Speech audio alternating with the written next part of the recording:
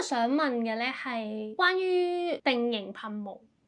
咁我而家剪咗個劉海啦，因為我會想 hold 得佢好啲啦，咁我就會噴 hairspray 啦。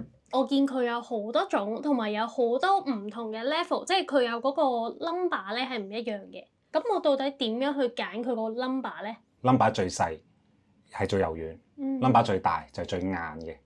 可能日本有1到10，但係歐美就1到7，但係佢哋嗰個概念係一樣嘅。我想講咧，我用緊呢一支咧，佢係得1到4嘅就係1、2、3、4，所以佢衫咧已經好硬咯。即係可能佢衫會唔會係等於人哋歐美嘅可能7或者8咁樣嘅？係啦，理論上可以咁樣講嘅。哦，原來係咁。因為基本上我覺得我呢一個都已經係即係被風吹完，其實你咁樣揈兩揈，佢已經翻原位咯。即係基本上佢係已經唔喐嘅。攞嚟噴髮尾，咁會唔會好硬咧？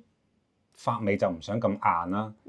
但係我得一支，我冇理由1到7我都買㗎嘛。唔同場合或者唔同位置，我就噴唔同 number 咩唔通？咁其實如果我真係得一支3號點算咧？你可以離遠少少噴。